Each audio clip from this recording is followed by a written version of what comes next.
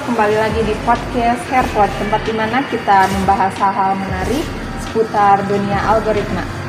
Saya Resti Rahyani akan menemani kalian di episode terakhir ini dalam pembahasan yang pastinya seru dan menarik, yaitu algoritma pemrograman dinamis. Algoritma ini sangat vital dalam dunia pemrograman, terutama untuk menyelesaikan masalah kompleks dengan cara yang efisien.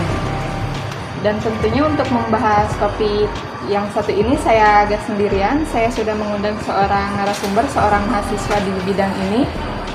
Beliau adalah Helmi Doni Hermawan.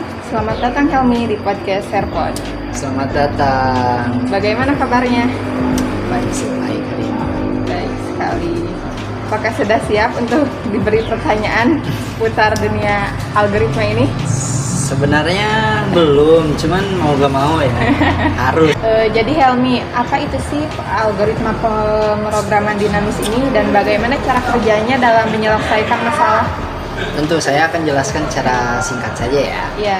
Pemrograman dinamis adalah teknik algoritma yang digunakan untuk menyelesaikan masalah yang memiliki masalah yang tumpang tindih. Iya. Ini berarti kita bisa menyimpan hasil perhitungan dari submasalah yang sudah dihitung sebelumnya, sehingga tidak menghitung ulang. Dengan kata lain, pemrograman dinamis mengoptimalkan perhitungan dengan cara pemecahan masalah besar menjadi bagian-bagian kecil dan menyimpan hasilnya untuk digunakan kembali, yang bisa menghemat waktu secara signifikan. Jadi intinya pemrograman dinamis ini membantu kita menyelesaikan masalah lebih cepat dengan menghindari perhitungan berulang ya? Menarik sekali. Kalau begitu bisa gak sih kita mengaitkan penerapan pemrograman dinamis ini dengan kehidupan sehari-hari kita? Kehidupan sehari-hari, contohnya aja ya, misalnya kita ini ingin menghitung jumlah uang yang kita butuhkan untuk membeli beberapa barang dengan harga berbeda. Jika kita membeli beberapa barang yang memiliki harga mirip, pemrograman dinamis bisa membantu kita untuk menghitung berapa banyak kombinasi yang bisa digunakan untuk mendapatkan jumlah tertentu. Misalnya nih, jumlah total uang yang harus kita keluarkan tanpa melebihi anggaran. Dengan teknik ini kita tidak perlu menghitung setiap kombinasi satu persatu, cukup simpan hasilnya sebelumnya. Menarik banget. Lalu kalau bicara tentang algoritma secara umum, selain pemrograman dinamis ini, ada gak sih algoritma lain yang sering digunakan dalam pengembangan perangkat lunak ini? Untuk perangkat lunak sih ya benar sekali ya. Ada banyak jenis algoritma yang digunakan dalam berbagai aplikasi. Beberapa yang populer antara algoritma Diffie and Quick-Error seperti Markov and Quicksort, greedy algorithm, serta algoritma pencarian dan perutian seperti Dijkstra. Algoritma Astar mungkin ya. Ya, betul sekali.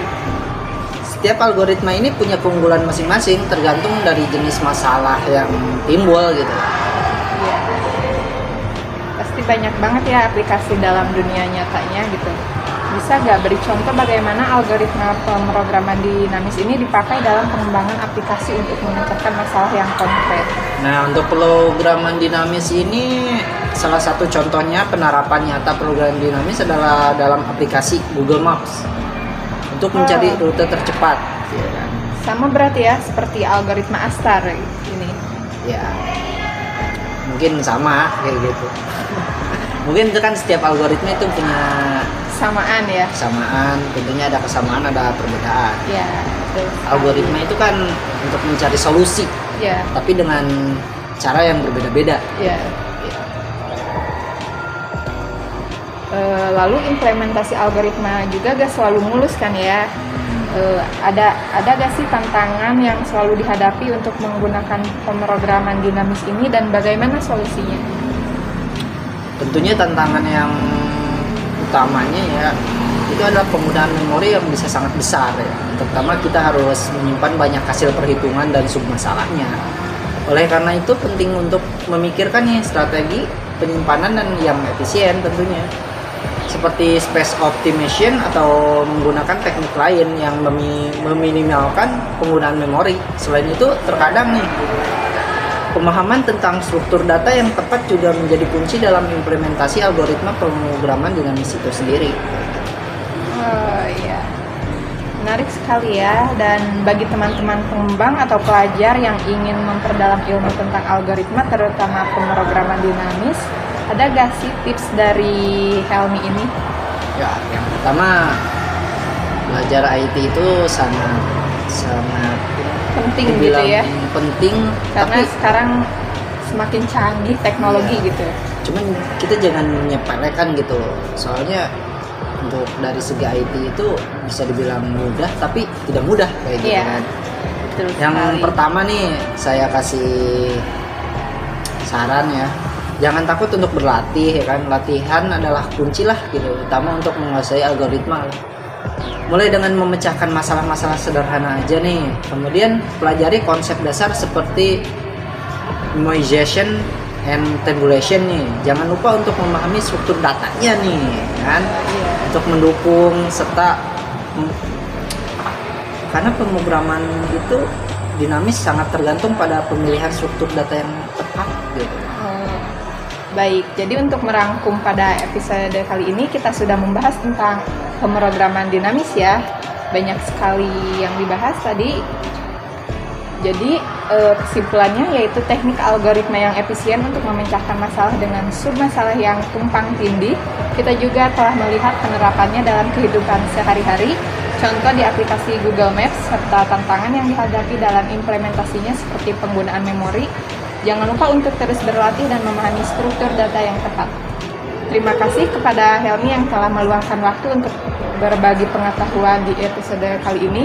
Sangat bermanfaat sekali. Selamat beraktivitas Sobat Herpod dan terus semangat belajar teknologi.